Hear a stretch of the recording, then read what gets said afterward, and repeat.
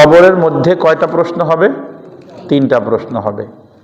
কবরের মধ্যে যখন কোনো বান্দাকে রাখা হয়, কোনো মানুষকে রাখা হয়, তো আল্লাহ রাব্বুল আলামিনের পক্ষ থেকে আতাহু মালাকান, দুইজন ফেরেশতা তার কাছে আগমন করেন। আগমন করার পরে ফায়ুজি লিসানিহি, এসে ওই মৃত্যু ব্যক্তিকে উঠায় বসায়। ফায়াকুলানি লাহু, এরপরে তাকে প্রশ্ন করে, মান রব্বুক, তোমার রব কে? মা দীনুক, তোমার দিন কি, তোমার ধর্ম কি? মান হাযার রাজুল আল্লাযী বুইসা ফীকুম, আল্লাহর রসুলকে দেখায় বলা হয় যে এই ব্যক্তি সম্পর্কে তোমার ধারণা কি, যাকে তোমাদের মাঝে নবী করে পাঠানো হয়েছিল। এই ব্যক্তির কতটুকু আদর্শ তুমি তোমার জীবনে বাস্তবায়ন করেছ। এই তিন প্রশ্নের উত্তর যারা দিতে পারে তাদের জন্য কবরটা জান্নাতের বাগিচা হয়ে যায়। পরনের মধ্যে জান্নাতের পোশাক পরায় দেওয়া হয়, বিছানার মধ্যে জান্নাতি বিছানা বিছায় দেওয়া হয় এবং জান্নাত থেকে কবরের দিকে একটা দরজা খুলে দেওয়া হয়। যারা প্রশ্নের জবাবগুলো দিতে পারে না তাদের জন্য কবরের মধ্যে জাহান্নামের বিছানা বিছায় দেওয়া হয়, পরনের মধ্যে জাহান্নামের পোশাক পরায় দেওয়া হয়, কবর থেকে জাহান্নামের দিকে একটা দরজা খুলে দেওয়া হয়। জন্য আমরা সকলেই আল্লাহর কাছে আশ্রয় চাই, আল্লাহ তাআলা যেন আমাদের সকলকে কবরের আযাব থেকে হেফাজত করেন, কবরের সবগুলো প্রশ্নের জবাব যথাযথভাবে দেওয়ার মতো তৌফিক দান করেন। সকলেই পড়েন আল্লাহুম্মা আমিন। প্রশ্নগুলো শুধুমাত্র মুখস্থ করার বিষয় না, এগুলো জানার বিষয়, বোঝার বিষয়। আমি যদি মুখস্থ করিও কিন্তু আমি প্রকৃতপক্ষে প্রশ্নগুলো দুনিয়ার জিন্দিগিতে আমার জীবনে ফিট না করি, বাস্তবায়ন না করি, তো মুখস্থ থাকার পরেও কবরের মধ্যে উত্তর দিতে পারবো না। আর যদি আমি আমার জীবনে প্রশ্নগুলো বাস্তবায়ন করি, প্রশ্ন যদি আমার মুখস্থ নাও থাকে, আরবি ভাষা যদি আমি মোটেও না জানি, এরপরেও কবরের মধ্যে আরবিতেই আমার সবগুলো প্রশ্নের জবাব আল্লাহ তাআলা দেওয়ার ব্যবস্থা করে দিবেন। পড়েন সুবহানাল্লাহ। এজন্যই প্রশ্নগুলো বিস্তারিত জানা দরকার। এই প্রশ্নগুলো সুন্দরভাবে ব্যাখ্যা নিয়ে আর কি এই প্রশ্নগুলো জানা দরকার। তো আজ আমরা কবরের মধ্যে যেই প্রশ্নগুলো হবে তার প্রথম প্রশ্ন নিয়ে আলোচনা শুনব। কবরের মধ্যে যেই প্রথম প্রশ্ন হবে, এই প্রশ্নটা হলো মান রব্বুক, তোমার রব কে? প্রত্যেক বান্দাকে কবরে রাখার পরে তাকে প্রশ্ন করা হবে তোমার রব কে। এই রুবুবিয়াতের শিক্ষা, তোমার রবকে, এই যে শিক্ষা, রবের শিক্ষা, নিজের রবকে চিনতে পারা, নিজের রবকে জানা, নিজের রবকে বোঝা, এটা মানব জীবনের মৌলিক একটা শিক্ষা। মানব জীবনের মৌলিক শিক্ষা রুবুবিয়াতের শিক্ষা। আল্লাহ রাব্বুল আলামিন কালামে পাকের মধ্যে রূহের জগতের অনেক অবস্থা বর্ণনা করেছেন। বিভিন্ন আয়াতের মধ্যে রূহের জগতে ঘটে যাওয়া অনেক ঘটনা আল্লাহ তাআলা দুনিয়ার মানুষদেরকে জানিয়েছেন। তার মধ্যে সূরাতুল আরাফের 172 নম্বর আয়াত, সূরা আরাফের 172 নম্বর আয়াতের মধ্যে আল্লাহ রাব্বুল আলামিন সমস্ত মানুষের কাছ থেকে একটা অঙ্গীকার গ্রহণের কথা, যে অঙ্গীকার আল্লাহ তাআলা রূহের জগতে সমস্ত মানুষের কাছ থেকে গ্রহণ করেছিলেন, সে রূহের জগতের একটা প্রতিশ্রুতি অনুষ্ঠানের কথা আল্লাহ তাআলা কালামে পাকের সূরাতুল আরাফের 172 নম্বর আয়াতের মধ্যে বর্ণনা করেন। আল্লাহ রাব্বুল আলামিন বলেন, ওয়া ইয আখাযা রাব্বুকা মিন বানি আদামা মিন যুহুরিহিম যুররিয়াতাহুম ওয়া আশহাদাহুম আলা আনফুসিহিম আলাস্তু বিরাব্বিকুম ক্বালু বালা শাহিদনা আন তাকুলু ইয়াওমাল কিয়ামাতি ইন্না কুন্না আন হাযা গাফিলিন। আল্লাহ রাব্বুল আলামিন বলেন, ওয়া ইয আখাযা রাব্বুকা, স্মরণ করো তোমার রব যেই প্রতিশ্রুতি গ্রহণ করেছিলেন, অঙ্গীকার তোমাদের কাছ থেকে নিয়েছিলেন। ওয়া ইয আখাযা রাব্বুকা মিন বানি আদম, সমস্ত মানব সম্প্রদায়ের কাছ থেকে, সমস্ত আদমের সন্তানের কাছ থেকে আল্লাহ তাআলা অঙ্গীকার নিয়েছিলেন। মিন বানি আদম মিন যুহুরিহিম যুররিয়াতাহুম, আল্লাহ রাব্বুল আলামিন হযরতে আদমের পৃষ্ঠদেশ থেকে কিয়ামত পর্যন্ত যত মানুষ দুনিয়ার মধ্যে আগমন করবেন, সমস্ত মানুষের রূহগুলোকে একত্রিত করেছেন। বিশাল জনসভা, আল্লাহ রাব্বুল আলামিন হলেন বক্তা, আর দুনিয়ার মধ্যে কিয়ামত পর্যন্ত আনেওয়ালা সমস্ত মানুষগুলো হলো শ্রোতা। আল্লাহ রাব্বুল আলামিন বক্তব্য দিচ্ছেন আর দুনিয়ার সমস্ত মানুষ ওই বক্তব্য শ্রবণ করতেছেন। আল্লাহ রাব্বুল আলামিন বলেন, وَإِذْ أَخَذَ رَبُّكَ مِنْ بَنِي آدَمَ مِنْ ظُهُورِهِمْ ذُرِّيَّتَهُمْ وَأَشْهَدَهُمْ عَلَى أَنفُسِهِمْ। ওই রুহের জগতে ওই যে সমাবেশ হলো, ওই সমাবেশের মধ্যে, ওই জনসমুদ্রের মধ্যে আল্লাহ রাব্বুল আলামিন প্রত্যেককেই নিজের ব্যাপারে সাক্ষ্য বানাইছেন যে আজ তোমাদের কাছ থেকে একটা অঙ্গীকার নিব, তোমরা নিজেরাই এর সাক্ষী থাকবা। অঙ্গীকার হলো আলাস্তু বিরাব্বিকুম, আমি কি তোমাদের রব নই? আল্লাহ রাব্বুল আলামিন দুনিয়ার সমস্ত মানুষদেরকে সামনে রেখে আল্লাহ রাব্বুল আলামিন রুহের জগতে প্রশ্ন করলেন, আলাস্তু বিরাব্বিকুম, আমি কি তোমাদের রব নই? এই প্রশ্নটা হলো মানে আমি তোমাদের রব, এটা বোঝানোর উদ্দেশ্য। অনেক সময় আমরা প্রশ্ন করে ওইটাকে জোরালো করার জন্য প্রশ্নবোধক শব্দ দিয়ে ওইটাকে আমরা প্রকাশ করি। আল্লাহ রাব্বুল আলামিন ওইরকম প্রশ্নবোধক শব্দ দিয়ে প্রকাশ করলেন, আলাস্তু বিরাব্বিকুম, মানে আমি কি তোমাদের রব নই? এর অর্থ হলো আমি তোমাদের একমাত্র রব। পড়েন সুবহানাল্লাহ। আল্লাহ রাব্বুল আলামিন সমস্ত মানুষদের কাছ থেকে অঙ্গীকার নিচ্ছেন, আমি কি তোমাদের রব নই? ওই দিন দুনিয়ার সমস্ত মানুষ আল্লাহ রাব্বুল আলামিনের প্রশ্নের জবাবে আল্লাহ রাব্বুল আলামিন যেই প্রতিশ্রুতি নিচ্ছেন, সেই প্রতিশ্রুতির জবাবে সমস্ত মানুষ উত্তর করেছিলেন, বালা, কেন নয়, আপনি আমাদের রব। পড়েন সুবহানাল্লাহ। দুনিয়ার সব মানুষ সেদিন আল্লাহ রাব্বুল আলামিনের প্রশ্নের জবাবে একথা স্বীকার করে নিয়েছিল, আমাদের রব কে? আর একটা আওয়াজ দিয়ে বলেন, আমাদের সবার রব কে? আমাদের সকলের রব হলো আল্লাহ। এটা রুহের জগতে আল্লাহ রাব্বুল আলামিন আমাদের কাছ থেকে অঙ্গীকার নিয়েছেন, আমাদেরকে শিক্ষা দিয়েছেন। দুনিয়ার প্রত্যেকটা রুহের কাছ থেকে আল্লাহ অঙ্গীকার নিয়েছেন, এই শিক্ষা দিয়েছেন। দুনিয়াতে আসার পূর্বেই রুহের জগতে আল্লাহ তাআলা এই রব কথার শিক্ষা দেওয়া শুরু করেছেন। পড়েন সুবহানাল্লাহ। قالوا بلى شهدنا أن تقولوا يوم القيامة إنا كنا عن هذا غافلين। কেন রুহের জগতে আল্লাহ রাব্বুল আলামিন এই রুবুবিয়াতের শিক্ষা দিলেন? সমস্ত মানুষের কাছ থেকে আল্লাহ রাব্বুল আলামিন কেন রব হওয়ার সাক্ষ্য গ্রহণ করলেন? আল্লাহ রাব্বুল আলামিন বলেন, আন তাকুলু ইন্না কুন্না আন হাযা গাফিলিন, যাতে করে মানুষ কিয়ামতের ময়দানে বলতে না পারে, আল্লাহ আপনি যে আমাদের রব এ কথা আমরা জানতামই না, এজন্য আপনাকে রব বলে মানতে পারি নাই। এই কথা যেন বলতে না পারে, এজন্য আল্লাহ তাআলা রূহের জগৎ থেকে রবের শিক্ষা দেওয়া শুরু করেছেন। পড়েন সুবহানাল্লাহ। এরপরে মানুষ যখন দুনিয়ার মধ্যে আগমন করেছে, দুনিয়াতে আগমন করার পরে ওই রূহের জগতের রুবুবিয়াতের ওই অনুষ্ঠানের কথা আমাদের কারো মনে নাই। কথা বলেন ঠিক না বেঠিক? ওই যে রুহের জগতে যেই ঘটনা ঘটেছিল আমাদের কারোরই মনে নাই। আমরা সেই কথা আমাদের কারো স্মরণ নাই যে আমরা আল্লাহর সামনে রব হওয়ার স্বীকারোক্তি প্রদান করেছিলাম। কিন্তু আল্লাহ রাব্বুল আলামিন বান্দাকে এত মহাব্বত করেন, এত ভালোবাসেন, বান্দা যেন জাহান্নামী হয়ে না যায়, বান্দা যেন ক্ষতিগ্রস্ত হয়ে না যায়, বান্দা যেন কবরের প্রশ্নের জবাব সঠিকভাবে দিতে পারে তোমার রবকে। এজন্য আল্লাহ রাব্বুল আলামিন আবার কালামে পাক অবতীর্ণ করে সূরাতুল আরাফের 172 নম্বর আয়াতের মধ্যে ওই রূহের জগতের ঘটনা দুনিয়ার মানুষদেরকে জানায় দিয়েছেন। পড়েন সুবহানাল্লাহ। আল্লাহ রাব্বুল আলামিন গোটা ঘটনাকে দুনিয়ার মানুষদেরকে বলেছেন, রূহের জগতে তোমাদের সাথে অঙ্গীকার হয়েছিল, আমি প্রশ্ন করেছিলাম তোমাদের রব কে? আমি কি তোমাদের রব নই? তোমরা সবাই এক বাক্যে স্বীকার করেছিলে আমাদের সকলের রব আপনি। সুবহানাল্লাহ পড়েন। এই যে স্বীকারোক্তি আমরা ভুলে গেছি, কিন্তু আল্লাহ কোরআনে কারীমের মধ্যে স্মরণ করায় দিয়েছেন। আবার অনেক মানুষ এমন আছে যারা কোরআন পড়তে পারে না, কোরআনের সাথে সম্পর্ক খুব একটা গভীর না, কোরআন পড়তে পারলেও কোরআন পড়ে কিন্তু কোরআনের অর্থ বোঝে না, এমন মানুষ আছে না নাই? আবার অনেক মানুষ এমন আছে যারা কোরআনের অর্থ বুঝলেও পুরো কোরআন পড়ার মতো সুযোগ হয় না। এজন্য আল্লাহ রাব্বুল আলামিন কালামে পাককেও আল্লাহ তাআলা রবের শিক্ষা দিয়া সাজাইছেন। পড়েন সুবহানাল্লাহ। কালামে পাকের মধ্যে 900 বারেরও বেশি রব শব্দটা আল্লাহ তাআলা নাজিল করেছেন। সুবহানাল্লাহ পড়েন।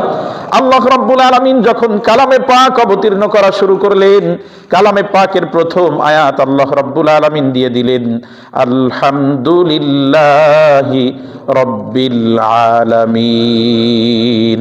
সমস্ত জগতের রব যে আল্লাহ, সেই আল্লাহর জন্য সমস্ত প্রশংসা। পড়েন সুবহানাল্লাহ। সূরা ফাতিহার প্রথম আয়াতে সমস্ত জগতের রব কে?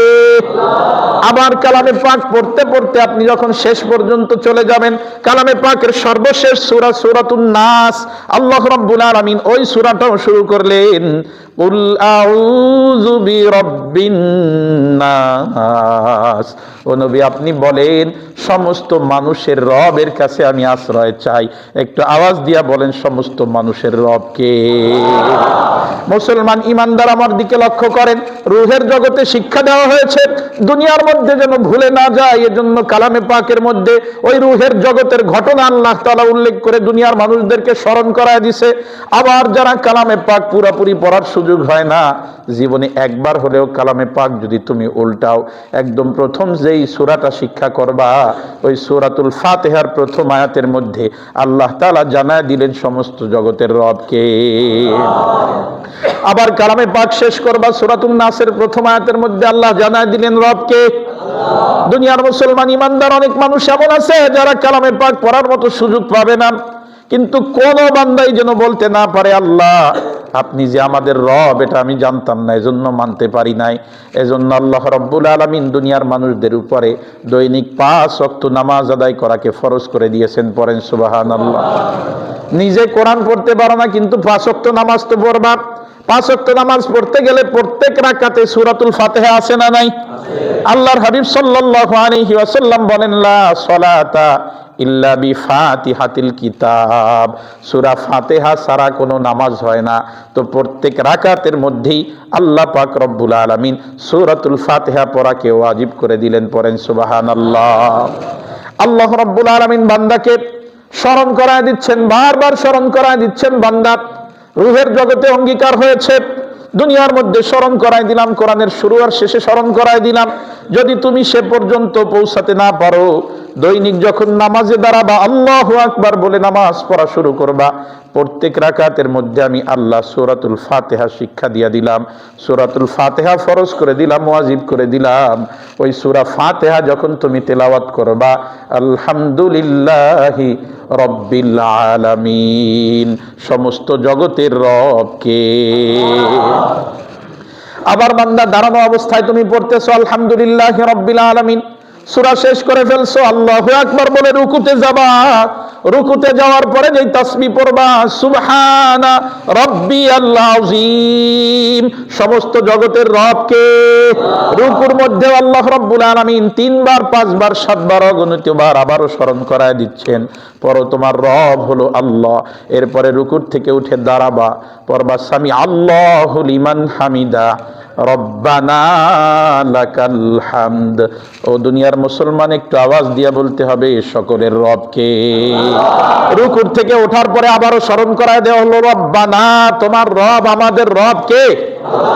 রব্বানা লাকাল হামদ, আমাদের রব আল্লাহর জন্য সমস্ত প্রশংসা। ও বান্দা, আবার রুকুর থেকে উঠে দাঁড়াইছো, আবার যখন সিজদার মধ্যে চলে যাবা, ওই সিজদার মধ্যে যাওয়ার পরে সিজদায় গিয়া আবারও তোমাকে আল্লাহ তাআলা স্মরণ করায় দেন, সুবহানা রব্বিয়াল আলা, সমস্ত জগতের রব একজন, তিনি কে। এইভাবে করে সিজদা দিলাম, সিজদার মধ্যে আল্লাহ রাব্বুল আলামিন স্মরণ করায় দিলেন 3 বার 5 বার 7 বার পর্যন্ত। আল্লাহ রাব্বুল আলামিন দুনিয়ার মানুষদেরকে বারংবার প্র্যাকটিস করাচ্ছেন। ও দুনিয়ার মানুষ, এটা তোমার জীবনের মৌলিক শিক্ষা, গুরুত্বপূর্ণ শিক্ষা। এটা তোমার সবচেয়ে ভয়ানক যেই ভাইবা হবে, সবচেয়ে কঠিন যেই ভাইবা হবে, সবচেয়ে কঠিন যেই পরীক্ষা হবে, সেখানে তোমাকে সর্বপ্রথমেই প্রশ্ন করা হবে। এজন্য খবরদার ভুলে যেও না।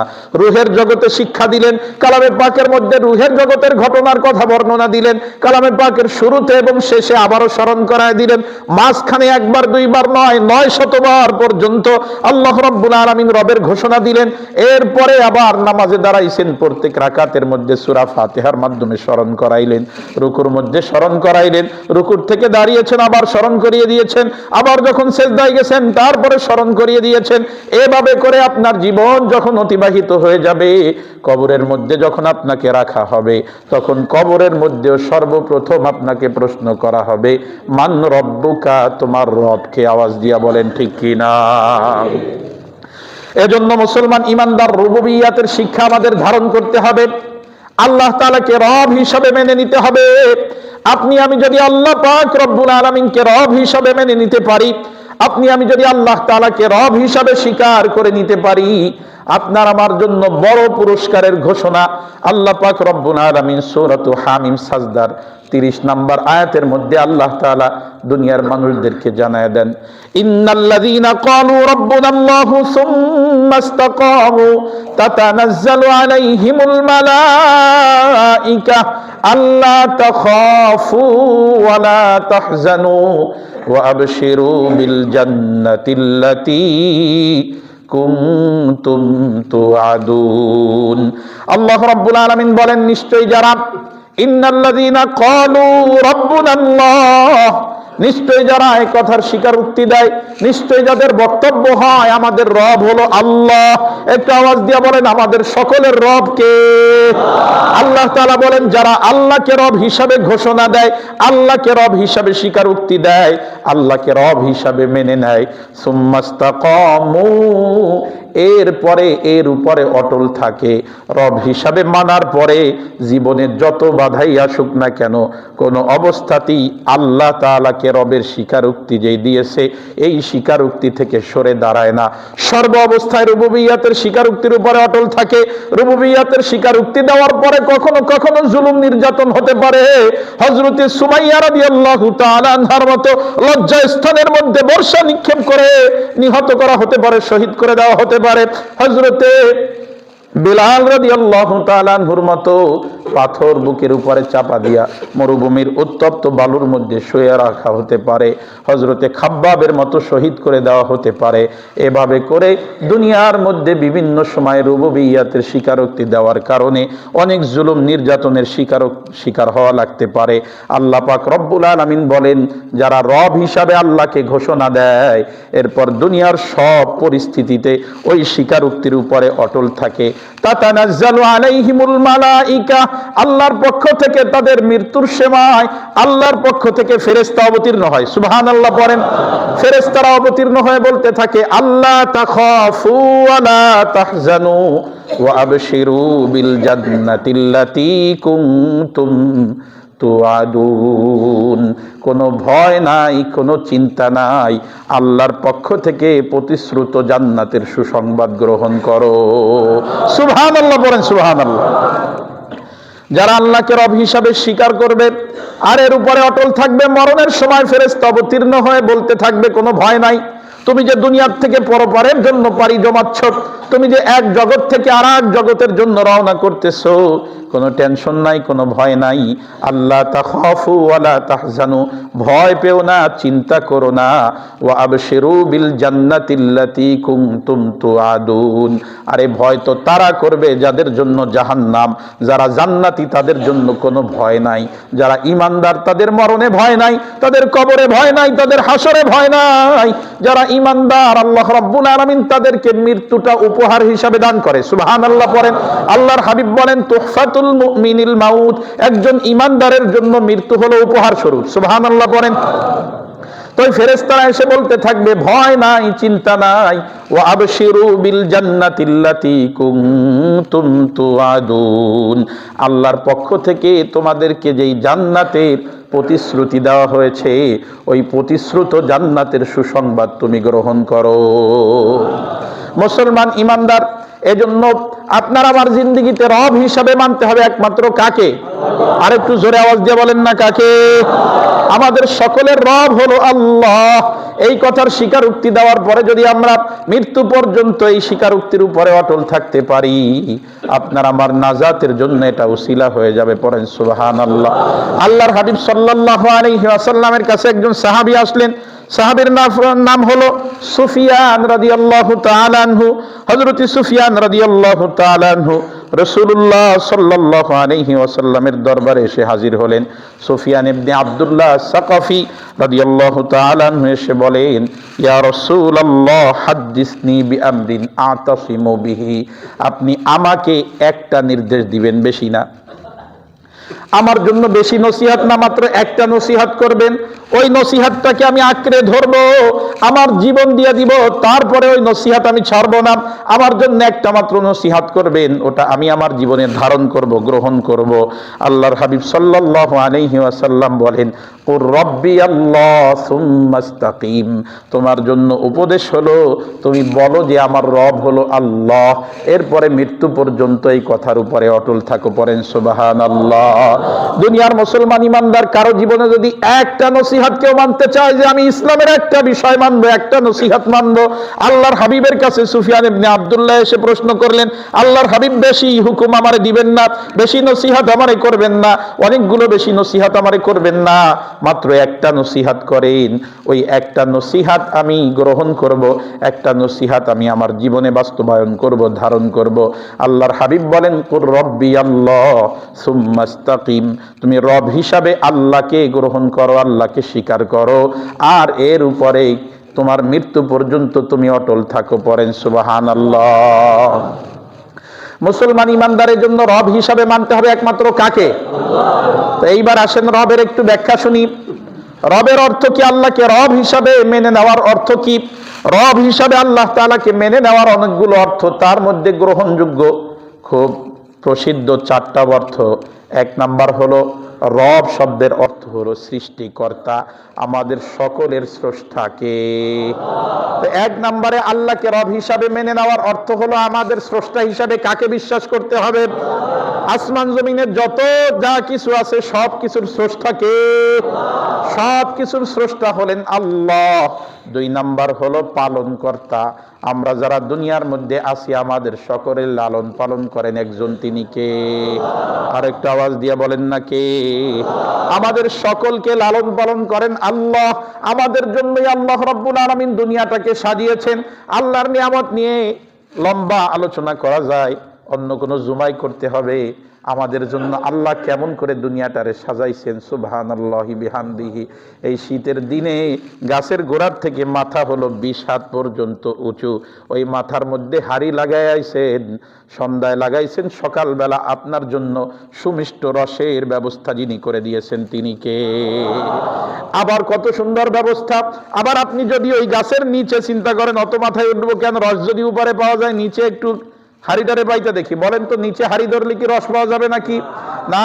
আপনি চিন্তা করলেন খেজুর গাছের মধ্যে যদি রস পাওয়া যায়, তাহলে আখের মধ্যে তো রস আছে, একবারে মারাই করে কি দরকার, মারাই না করে চিন্তা করলাম যে ওইখানে ছোট হাড়ি বাসায় তারপরে অল্প অল্প করে রস নেব। বলেন তো আখের গাছের মধ্যে রস ভরা, কিন্তু ওর মধ্যে যদি আপনি হাড়ি ঝুলান কোনো রস পাওয়া যাবে নাকি? আবার যদি চিন্তা করেন খেজুর গাছের মধ্যে রস প্রতিদিন একটু একটু করে বের করে কি করব, তার চেয়ে কেটে এইবার নিয়ে মারাই করে রস বের করে নিব। বলেন তো খেজুর গাছ কেটে মারাই করলে কোনো রস পাওয়া যাবে নাকি? মুসলমান ইমানদার এরকম সুন্দর করে আমাদের জন্য এই দুনিয়াটাকে সাজিয়েছেন কে? আল্লাহ রাব্বুল আলামিন হলেন আমাদের লালন পালনকারী। আমাদের যেই জায়গায় যে বিষয়টা যেমন দরকার, ওই জায়গায় ওই বিষয়টা ওইভাবে যিনি দিয়েছেন তিনি কে? 1 নাম্বার অর্থ হলো সৃষ্টিকর্তা আল্লাহ, 2 নাম্বার রবের অর্থ হলো পালনকর্তা আল্লাহ, 3 নাম্বার রবের অর্থ হলো রিজিক দাতা হলো আল্লাহ। আমরা যা কিছু আমাদের জীবনে ভোগ করি এই সব কিছুই হলো রিজিক, এই সব কিছু দেওয়ার মালিক একজন, তিনি কে? এই 3টা অর্থ মোটামুটি আমরা সবাই মানি, আমাদের মধ্যে কোনো মতভেদ নাই, আর আমরা ভুল করে এই 3 অর্থের থেকে সরে দাঁড়াই না মুসলমানরা। কিন্তু রবের আরেকটা অর্থ হলো বিধানদাতা। রব শব্দের 4 নাম্বার অর্থ হলো বিধানদাতা। আমরা অনেক মুসলমান এমন আছি যারা এই জায়গায় এসে রবের সাথে শিরিক করে ফেলাই। নিজে বলি সৃষ্টিকর্তা আল্লাহ, পালনকর্তা আল্লাহ, রিজিকদাতা আল্লাহ, কিন্তু আমি আমার জীবন পরিচালনার ক্ষেত্রে আল্লাহর বিধান বাদ দিয়ে অন্য মানব রচিত বিধান অনুযায়ী আমি আমার জীবন পরিচালনা করি, এমন মানুষ আমাদের সমাজে আছে না নাই? আমি বলি আল্লাহ আমার রব, কিন্তু আমি আল্লাহ পাকের বিধান বাদ দিয়ে আমি আল্লাহ পাকের দেওয়া থিওরি বাদ দিয়ে আমি মানব রচিত বিধান দিয়ে দেশ পরিচালনা করি, রাষ্ট্র পরিচালনা করি, আমার সমাজ পরিচালনা করি, আমার আদালত পরিচালনা করি, এমন সমাজ ব্যবস্থা আমাদের মধ্যে আছে না নাই? দুনিয়ার মুসলমান ইমানদার আল্লাহ তাআলা বললেন চুরি করলে হাত কাটতে হবে, আমি চুরি করলে হাত না কেটে অন্য বিধানের ব্যবস্থা করলাম। আল্লাহ বললেন ধর্ষককে লোক সম্মুখে পাথর মেরে হত্যা করতে হবে, আমি দর্শনকারীকে 2-4-5 বছর জেলখানায় রাইখা তারপর ছেড়ে দিলাম। এই বিধান আল্লাহর সাথে সাংঘর্ষিক হয়ে গেছে, আওয়াজ দিয়া বলেন ঠিক কি না? এরকম আল্লাহ তাআলা যে বিধান দিয়েছে ওই বিধান বাদ দিয়া অন্য কোন বিধান যেই ব্যক্তি মানে ওই ব্যক্তি কবরের মধ্যে মানব বুকাই প্রশ্নের জবাব দিতে পারবে না। এই প্রশ্নের জবাব সে কোশ্চিন কালেও দিতে পারবে না। যদি কবরের মধ্যে আপনাকে মান রব্বুকা প্রশ্নের জবাব দিতে হয় তাহলে স্রষ্টা হিসাবে আল্লাহকে মানতে হবে, পালনকর্তা হিসাবে আল্লাহকে মানতে হবে, রিজিকদাতা হিসাবে আল্লাহকে মানতে হবে, 4 নাম্বার বিধানদাতা হিসাবেও একজনকে মানতে হবে। আওয়াজ দিয়া বলেন তিনি কে? বিধানদাতা হিসাবে আল্লাহকে মানতে হবে। আমি শুধু 3টা বিষয় মানলাম, ওইটা যদি না মানি তাহলে আমি কোনো অবস্থাতেই কবরের প্রশ্নের জবাব দিতে পারবো না। আল্লাহর নবীর একজন সম্ভ্রান্ত সাহাবী, নাম হলেন আদি ইবনে হাতেম রাদিয়াল্লাহু তাআলা আনহু। এই আদি ইবনে হাতেমকে আপনারা সবাই চেনেন, একটু পরিচয় করায় দিলে আপনাদের বুঝতে সহজ হবে।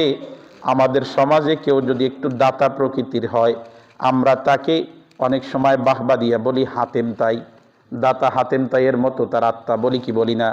ওই যে দাতা হাতেম তাই ছিলেন উনি একজন প্রকৃতপক্ষে, এটা কোনো রূপকথার গল্প না, দুনিয়ার মধ্যে একজন ব্যক্তি ছিলেন যার নাম হলো হাতেম তাই। এই হাতেম তাই বড় দানবীর ছিলেন, রসুলের জমানার আগে ওনার জমানা অতিবাহিত হয়ে গেছে। ওনার একজন সন্তানের নাম হলো আদি। এই আদি ইবনে হাতেম রাদিয়াল্লাহু তাআলা আনহু খ্রিস্ট ধর্মের বড় পাদ্রী ছিলেন, খ্রিস্ট ধর্মের বড় বুজুর্গ ব্যক্তি ছিলেন। এই ব্যক্তি যখন ইসলামের দাওয়াত পেয়েছেন, আল্লাহর হাবিব সাল্লাল্লাহু আলাইহি ওয়াসাল্লামের দাওয়াত পাওয়ার পরে উনিও ইসলাম গ্রহণ করছেন। সুবহানাল্লাহ পড়েন। যেহেতু উনি অমুসলিমদের মধ্যে সম্ভ্রান্ত ছিলেন, অমুসলিমদের মধ্যে বড় সম্মানিত ছিলেন, এজন্য আল্লাহর হাবিবও তাকে সম্মান করতেন। সুবহানাল্লাহ পড়েন। তো একদিন উনি বলেন আমি আতাইতুন নাবিয়্যা সাল্লাল্লাহু আলাইহি ওয়াসাল্লাম, আমি একদিন রাসূলুল্লাহ সাল্লাল্লাহু আলাইহি ওয়াসাল্লামের কাছে আসলাম, আমার গলার মধ্যে সলিবুম মিন যাহাবিন, একটা স্বর্ণের কুরুশ পরা ছিল আমার গলার মধ্যে। আমি যখন এই অবস্থায় রসুলের কাছে আসছি, আল্লাহর হাবিব সাল্লাল্লাহু আলাইহি ওয়াসাল্লাম বলেন ইয়া আদি, ও আদি, তুমি ওই মূর্তিটাকে, ওই যে দেবতা আছে ওই দেবতাকে তোমার গলার থেকে সরায় ফেলাও। তারপরে আমি আমার ওইটাকে, ওই লকেটটাকে খুলে ফেলে দিলাম। এরপরে আল্লাহর রসুলের পাশে বসে আছি, হঠাৎ করে শুনি আল্লাহর হাবিব তেলাওয়াত করতেছে ইত্তাখাযু আহবারহুম ওয়া রুহবানাহুম আরবাবাম মিন দুনিল্লাহ। সূরাতুত তাওবার একটা আয়াত, 10 নম্বর পারার 10 নম্বর পৃষ্ঠা। আল্লাহর হাবিব সাল্লাল্লাহু আলাইহি ওয়াসাল্লাম এই আয়াতে কারিমা তেলাওয়াত করতেছেন। এই আয়াতে কারিমার অর্থ হলো খ্রিস্টানরা আহবারহুম ওয়া রুহবানাহুম, তাদের পণ্ডিতদেরকে, তাদের বুজুর্গ ব্যক্তিদেরকে খ্রিস্টানরা রব হিসাবে গ্রহণ করেছে। খ্রিস্টানরা তাদের যারা বুজুর্গ ব্যক্তি আছে তাদেরকে এবং তাদের যারা পণ্ডিত আছে এই ব্যক্তিদেরকে রব হিসাবে গ্রহণ করছে। কথা কার? আল্লাহর। আল্লাহ কি মিথ্যা বলেন? না। তো কালামে পাকের সূরা তাওবার মধ্যে এই আয়াত অবতীর্ণ, 10 নম্বর পারা 10 নম্বর পৃষ্ঠার শেষের দিকে, একদম শেষ আয়াত, 10 নম্বর পারা 10 নম্বর পৃষ্ঠার শেষের আয়াত। আয়াতের মধ্যে আল্লাহ বলতেছেন খ্রিস্টানরা, তারা তাদের যারা ধর্মগুরু ছিল, বুজুর্গ ব্যক্তি ছিল, তারা যাদের যে পণ্ডিতরা ছিল, এই পণ্ডিতদেরকে তারা রব হিসাবে গ্রহণ করছে। এই তেলাওয়াত যখন করতেছে, আদি ইবনে হাতেম তো পাশে বসা, আল্লাহর রসুলকে প্রশ্ন করছে, আল্লাহর নবী, আমি নিজে একজন খ্রিস্টানদের পণ্ডিত ছিলাম, আমি নিজে একজন বুজুর্গ ব্যক্তি ছিলাম, আমি নিজে একজন পাদ্রী ছিলাম, সবাই আমারে খুব মহব্বত করত, কিন্তু জীবনে এমন ঘটনা ঘটে নাই যে খ্রিস্টানরা আমারে রব হিসাবে ঘোষণা করেছে। তারা বলেছে যে আমি হলাম তাদের রব, তারা কোনোদিন আমারে সেজদা দিছে, তারা কোনোদিন আমার ইবাদত করছে, আমারে রব হিসাবে গ্রহণ করছে, এমন ঘটনা আমার সাথে ঘটে নাই। আমার জানা মতে খ্রিস্ট সমাজে এরকম কোনো ঘটনা ঘটে নাই। অথচ আল্লাহ বলতেছেন যে খ্রিস্টানরা তাদের ধর্মগুরুদেরকে রব হিসাবে গ্রহণ করতেছে। তো আল্লাহ তো মিথ্যা বলেন না, এই আয়াত আমার বুঝে আসে নাই। আল্লাহর হাবিব আপনি আমার একটু বুঝায় দেন। সুবহানাল্লাহ পড়েন।